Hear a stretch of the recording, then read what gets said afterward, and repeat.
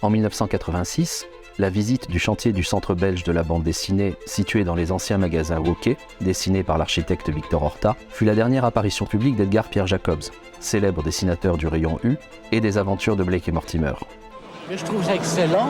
Je suis très content qu'on a pu s'entendre finalement pour choisir cet établissement comme siège d'un musée. C'est ce qui nous manquait. Le dessinateur était un perfectionniste, dans ses scénarios comme dans sa vie, et ne laissait rien au hasard. Entre autres traits de caractère, il conserva scrupuleusement tout ce qui concernait ses années d'auteur de bande dessinée et créa même une fondation pour préserver son patrimoine. Voilà les preuves. Parmi les trésors que recèlent les archives du rayon U d'Edgar Pierre Jacobs, ces vignettes découpées n'attirent pas immédiatement l'attention. Pourtant, leur valeur historique est inestimable. Elles contiennent en effet les réponses à l'un des secrets les mieux gardés de la carrière du dessinateur, celui de la refonte du rayon U en album au début des années 1970. La façon dont Edgar Pierre Jacobs remonta cette histoire, publiée pendant la Seconde Guerre mondiale dans le journal Bravo, est désormais établie avec certitude grâce à ses découpages. En 1943, alors simple illustrateur du journal Bravo, Edgar Pierre Jacobs reprit la série Flash Gordon d'Alex Raymond, dont les fac-similés n'étaient plus distribués en Belgique occupée. Jacobs dessina 5 planches de son pastiche avant que les Allemands n'interdisent de nouveau le récit des fabuleuses aventures de Flash, de sa séduisante compagne Dale Arden et du professeur Hans Zarkov, échoué sur la planète Mongo dirigée par l'ignoble empereur Ming.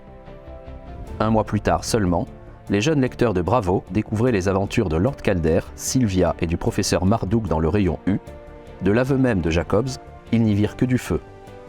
L'Odyssée du rayon U, où l'histoire de la refonte de ce chef-d'œuvre du 9e art débuta avec des planches en 2 strips, dessinées en couleur directe par Jacobs et aujourd'hui en grande partie disparues. Ce n'est donc pas d'elle dont a pu se servir le dessinateur en 1973 lorsqu'il s'attela à la refonte de l'histoire en album pour le compte des éditions du Lombard. Assisté par les studios Hergé pour cette mission délicate, Jacobs employa directement les pages imprimées de Bravo, afin de retrouver le tracé noir originel dont il n'avait conservé aucune copie à l'époque. C'est avec la technique du ferricyanure de potassium, employée notamment en lithographie, que l'opération fut exécutée. Pour cela, les pages de Bravo imprimées en quadrichromie furent d'abord reproduites sur film, comme ceci, puis imprimées sur ce papier au grammage fort, appelé du papier lith. On voit que Jacobs a conservé les bouts d'essai qui correspondent aux étapes successives d'affaiblissement des grises intermédiaires au profit du noir seul. Ceci confirme que pour les pages imprimées en quadrichromie, la technique fonctionna parfaitement et le dessinateur retrouva, presque par magie, son dessin prêt à être mis en couleur de nouveau. C'est là que l'histoire de ce remontage devient passionnante.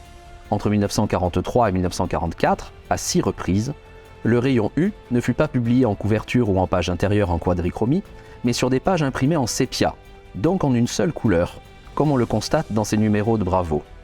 Pour ces pages-là, la technique du ferry, comme on disait alors, ne pouvait pas fonctionner puisqu'il n'y avait pas de noir à retrouver. Ces étapes grisées sur papier lith, inutilisables, Jacobs les a conservées en témoignage car il a dû entièrement les redessiner, comme il l'indique encore dans sa maquette de remontage.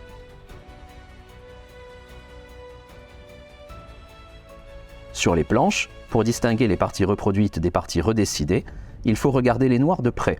Les noirs mat sont des reproductions, les noirs brillants à l'encre de Chine sont des originaux. C'est comme ça qu'on assiste à l'intrusion de Blake et Mortimer dans le rayon U. La ressemblance entre les deux saute aux yeux, comme avec cette case d'explosion qui évoque terriblement l'énigme de l'Atlantide, ou dans le visage du personnage de Dagon, le traître du rayon U, qui devient Ulrich, le traître de Blake et Mortimer, sur la préface de 1974. En plus du dessin et de la couleur, Jacobs reprit largement les textes.